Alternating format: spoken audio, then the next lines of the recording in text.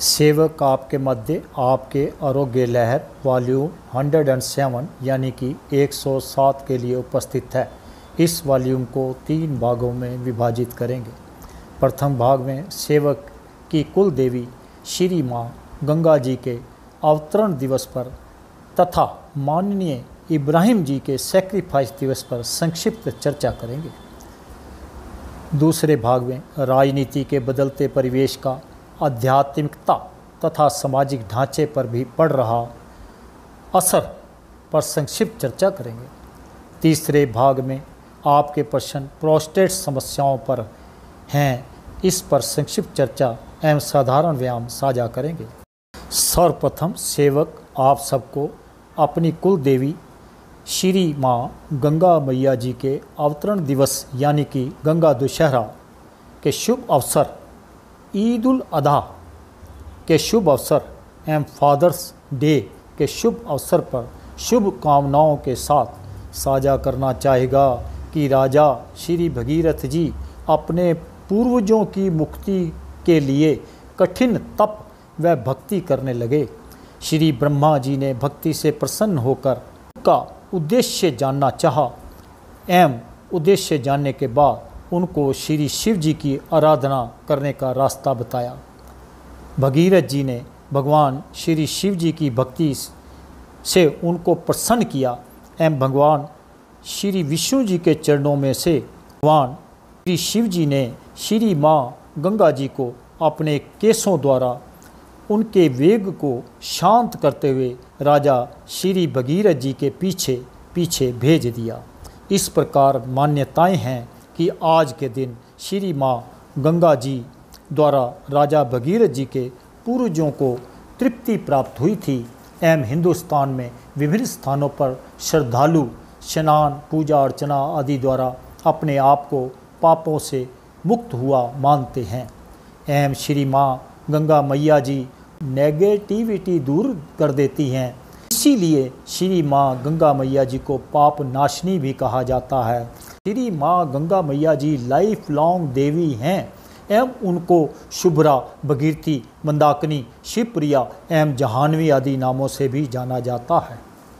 मान्यता है कि माननीय इब्राहिम जी ने सपने में बेटे को सैक्रिफाइस करने की बात सुनी तो प्रातः उठकर बेटे को साथ लेकर सैक्रिफाइस करने के लिए जैसे ही उस स्थान पर पहुँचे तो अदृश्य शक्ति ने उनका हाथ पकड़ लिया तथा तभी उसी दिन से सैक्रिफाइस दिवस को ईद उल अधा के नाम से मनाया जाता है एवं सुबह की नमाज अदा करके विश्व भर के मुस्लिम भाई जानवरों की बलि चढ़ाते हैं एवं विभिन्न प्रकार के व्यंजन बनाते हैं एवं गरीबों में बांटते हैं, स्वयं खाते हैं। हमारे भारतवर्ष में श्रीनगर में सुबह नमाज अदा करके मिठाइयों व बेकरियों का सामान बहुत खरीदते हैं एवं आपस में बांटते हैं। भारतवर्ष में यह पर्व 17 जून को मनाया जाएगा। अब आते हैं दूसरे भाग पर, राजनीति के बदलते परिवेश का आध्यात्मिकता एवं सामाजिक ढांचे पर कैसे कैसे बुरे प्रभाव पड़ रहे हैं। जैसा कि आप इस न्यूज़पेपर कटिंग के पैरा 1 और 2 में पढ़ पा रहे होंगे कि बहुजन समाज पार्टी की सुप्रीमो माननीय मायावती जी कह रही हैं कि जाटव मेरे साथ खड़े हैं। उनकी जाति के लोगों ने लोकसभा चुनाव में उनको वोट डाली है एवं उनकी आभारी हैं, लेकिन उन्होंने मुस्लिम समुदाय को टिकट दिए लेकिन मुस्लिम समुदाय वोटर्स ने वोट नहीं दिया। अब इस 7 वाली कटिंग में आप देख पा रहे होंगे कि इन 16 सीटों पर बहुजन समाज पार्टी के कैंडिडेट्स ने कितने वोट प्राप्त किए हैं एवं बीजेपी से हारने वाले कैंडिडेट्स चाहे वो समाजवादी पार्टी के हों या कांग्रेस के हों या टीएमसी का हो, कितनी वोटों से हारे हैं। जैसा कि 1 नंबर में आप पढ़ पा रहे होंगे कि अलीगढ़ में समाजवादी पार्टी का कैंडिडेट 15,647 वोटों से हारा है, जबकि बीएसपी ने वहां पे 1,23,929 वोट हासिल किए। इसी प्रकार सीरियल नंबर 3 में आप पढ़ पा रहे होंगे कि अमरोहा में कांग्रेस कैंडिडेट 28,670 वोटों से बीजेपी के कैंडिडेट से हारा है। वहां पर बीएसपी के कैंडिडेट ने 1,64,099 वोट प्राप्त किए। इसी तरह आप पढ़ पा रहे होंगे कि भदोही में टीएमसी का कैंडिडेट 44,072 वोटों से हारा है, जबकि बीएसपी ने वहां पे 1,55,053 वोट प्राप्त किए। इन दिनों आपने अयोध्या के माननीय जगत गुरु रामभद्राचार्य जी के शब्द सुने होंगे, जैसा कि इस न्यूज़पेपर कटिंग में भी आप पढ़ पा रहे होंगे कि जिन्होंने बीजेपी को वोट नहीं दिया वे मंथरा के वंशज हैं। इसी तरह कई माननीय आचार्य के वचन आपने सुने होंगे।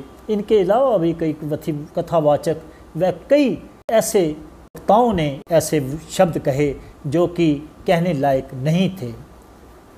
सेवक सारांशता आप सबसे कहना चाहेगा कि आप विवेक से काम लिया करो।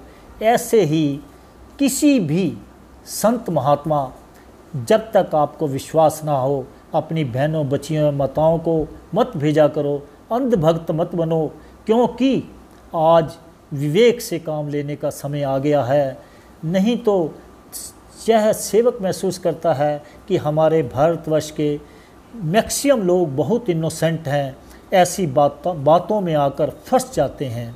आप घर पर प्रार्थना करो, अपने बुजुर्गों की सेवा करो, तो आपको ऐसी किसी भी जगह जाने की ज़रूरत नहीं पड़ेगी। और इलेक्शन के दिनों में वोट ज़रूर डाला करो, अच्छे इंसान को वोट डालो, ताकि हम अपने भारतवर्ष को आदर्श देश बना सकें। अब आते हैं तीसरे व अंतिम भाग आपके इस प्रश्न पर कि प्रोस्टेट बीमारी के समाधान पर।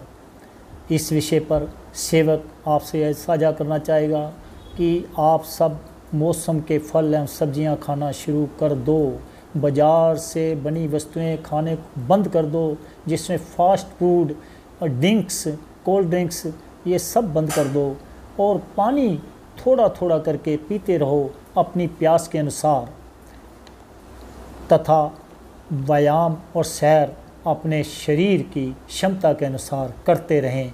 अब आते हैं व्यवहारिक पार्ट पर। अब पहले आते हैं बटरफ्लाई क्रिया पर। देखिए, आपने अपने पैरों के नीचे के पोर्शन को आपस में मिला लेना है, और आपने अपने सामर्थ्य के अनुसार जितना आप ला सकते हैं। अगर आपके घुटने ऊपर भी रह जाते हैं तो आप इसके नीचे कोई तकिए का या किसी भी चीज़ का सपोर्ट दे सकते हैं। आपने ज़ोर जबरदस्ती बिल्कुल नहीं करनी कि आपकी एड़ियाँ नीचे हिप के साथ लगें।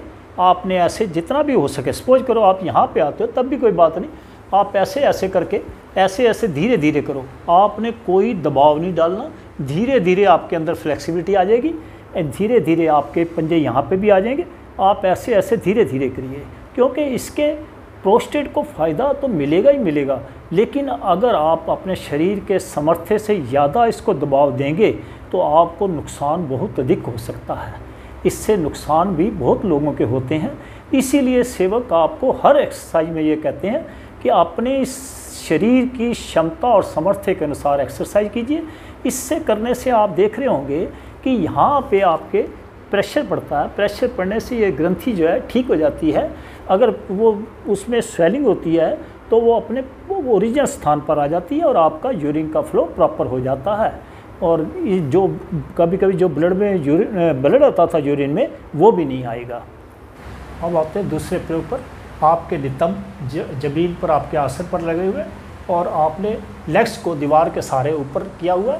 आपके नितंब का नीचे का किनारा दीवार के साथ ही लगना चाहिए।